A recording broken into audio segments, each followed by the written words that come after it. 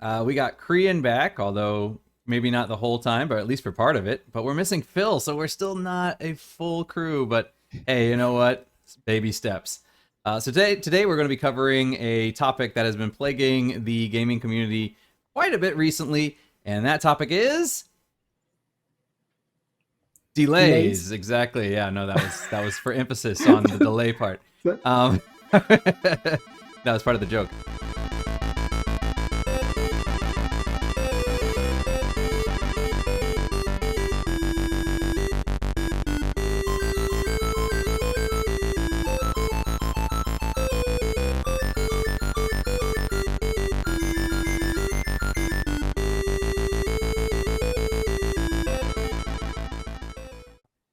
So I could Antoine, definitely what see about that. you?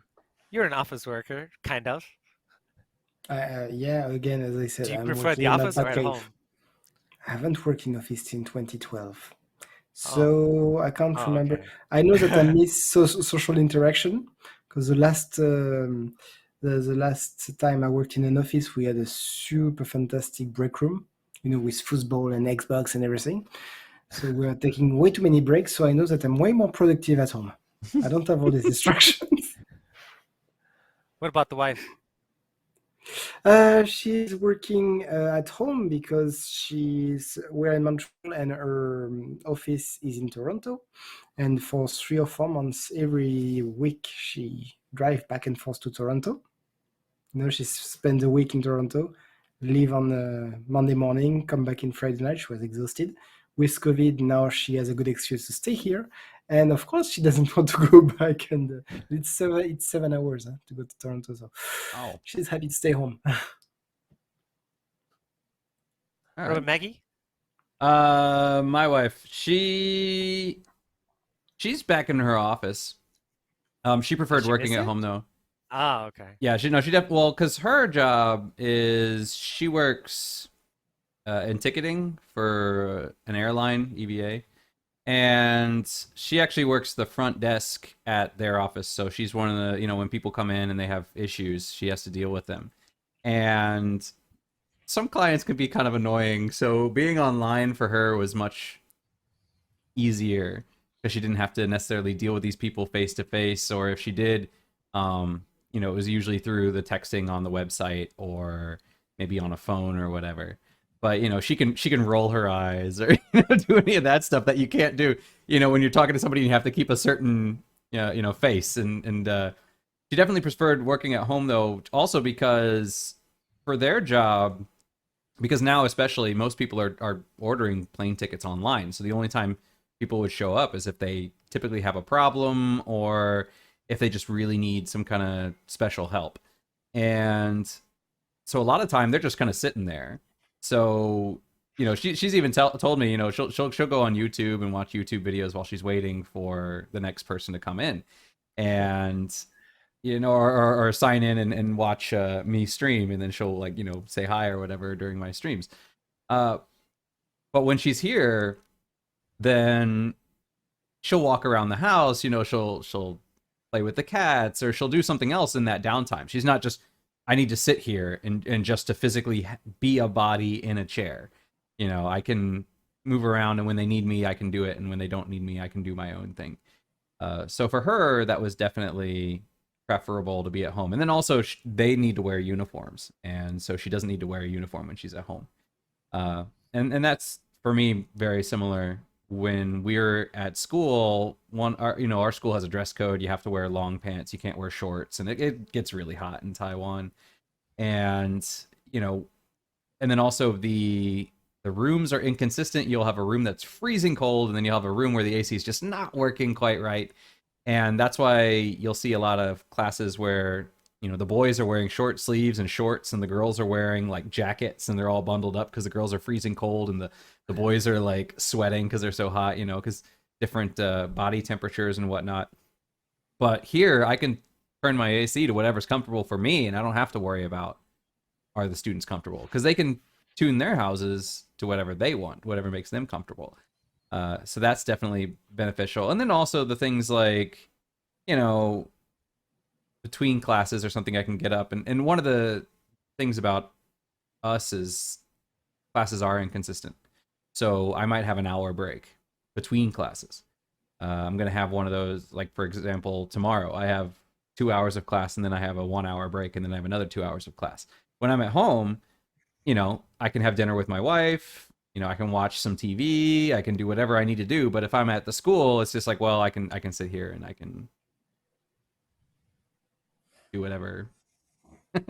So it's definitely beneficial to for me to be online. But again, when it comes to learning, I think the students definitely get more out of us being physically there. So there are advantages to being in person, and there are advantages to being able to do it from home. I think it really depends on the job. Like what Antoine said, construction workers are probably always going to have to be on the job. I mean, certain jobs, like you could probably create a drone excavator and have somebody, control the excavator from home. But even then, I mean, with the camera, I feel like your vision is not going to be nearly as good as it is if you are physically there. You're more aware spatially than if you're looking through a camera. I feel like your field of view might be even if it's a wider. I think it just might not work as well. But yeah, but we're getting a little bit off the topic of delays, and I have one last question. So I'm going to ask you guys this. Or Crian, you're good for one last question, or? Shh, I should probably go. All right, It's so already I'll the end take of this the one for show Antoine anyway, then. so yeah, Yeah. go on. Yeah, thanks for having me, guys, and Oh, no problem. chat to you later. All right, catch you later. See ya, Crian. Thanks for coming. All My right. pleasure. Okay, but so one last question for Antoine then. Do you think that, because for example, ever since I guess 2 generations ago, games have been able to be patched. Before that, if you release a game, that's it. That's all you're getting, right? Back on the PS2 Absolutely. and then, but ever since PS3 era, Xbox 360, games have been getting patches, and then a lot of times gamers have been kind of complaining, saying that a lot of games come unfinished because it just feels like people want to push the game out and then patch it later. Like, oh, it's okay, we don't have to have it finished because we can patch it. Do you think that these recent delays are kind of a result of that? Do you think maybe gaming companies are like, oh, people keep complaining that we're releasing unfinished games, so they're more inclined to err on the side of caution and say, let's just do a delay so that we can release this game? So do you think in a way it's kind of a reaction to gamers? That really depends, I think, on the publisher's culture. Like, look at EA or I won't say Square Enix, but no, not really. Imagine some company who's used to simply put DLC to make money more money out of the base game. They will happily release an unfinished game, saying it's okay. Civilization, Okay. Civilization 6, Paradox, I think, or well, anyway. When you get Civilization 6 base game, it's not good. It's boring. You finish very quickly, and then you need to have whatever Storm extension to start having some more interesting mechanic. And you need to wait 3 or 4 DLC to finally have a full game, literally. And they will release sometime Civilization 6, except it's going to be base and it's going to be very boring. You have a plate and you have your potatoes and nothing else. You have to wait 2 years to get your steak and maybe 2 years to get some sauce. And so that really depends on company culture. Definitely, I don't think it's good for company like CD Projekt to keep releasing unfinished game.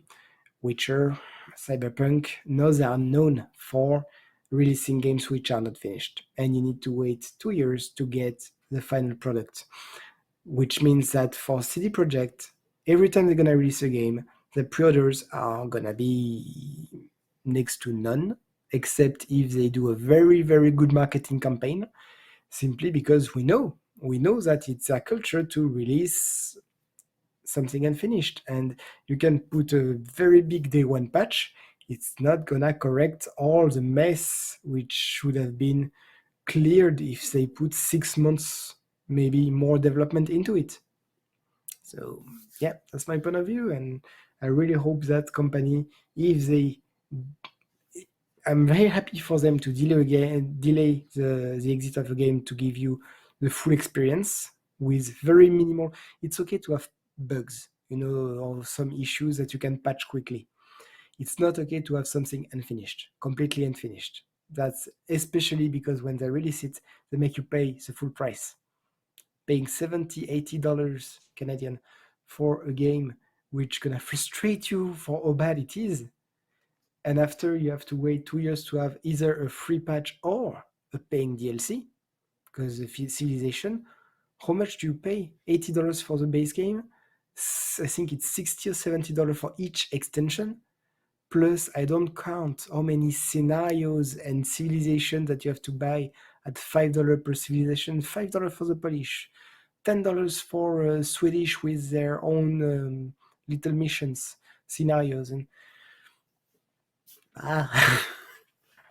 what do you think?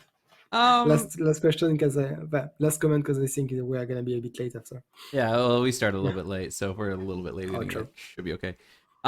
Yeah, I think that maybe part of the delays is companies, not necessarily that they're doing it because of that, but I think sometimes they know the backlash that they might get if they release an unfinished product, and I think they kind of go into panic mode, and they're like, oh no, if we do this unreleased, we're going to be the new Cyberpunk 2077. I don't want to be that. Okay, let's delay. So I feel like that's definitely something that pops into their head, either consciously or unconsciously, when they choose to delay a game. I think part of that is considering not just the not just is the product finished or not, but how is the gaming community going to react if we release this on time. And I think that really, if we look at how people have reacted on when something is delayed, the gaming community gets angry, but they tend to forget about it because once the game releases, then they're like, oh yay, it's finally here. Whereas if a game releases unfinished, then yeah, people are not going to forget that. So I think it's one of those things where they're erring on the side of caution. Let's put a good taste in people's mouth at the first bite, rather than give them a bad taste in their mouth, and then they're going to learn, I don't like this. So yeah, and then because also first impressions matter. They do, and then yeah, because even if you release a game and it's unfinished and it gets a bad reputation, you're gonna have to try really hard to sell it later and convince people that it is fixed. Fallout 76. Yeah, That was absolutely terrible. Apparently now it's patched up and it's a good game, but it was so terrible at first. Yeah. No one is believing it. Even I see it on discount. I'm like, oh no, I'm gonna stay clear of it. And people say, no, man, no, it's good. Maybe I don't want to try. I don't want to try the experience.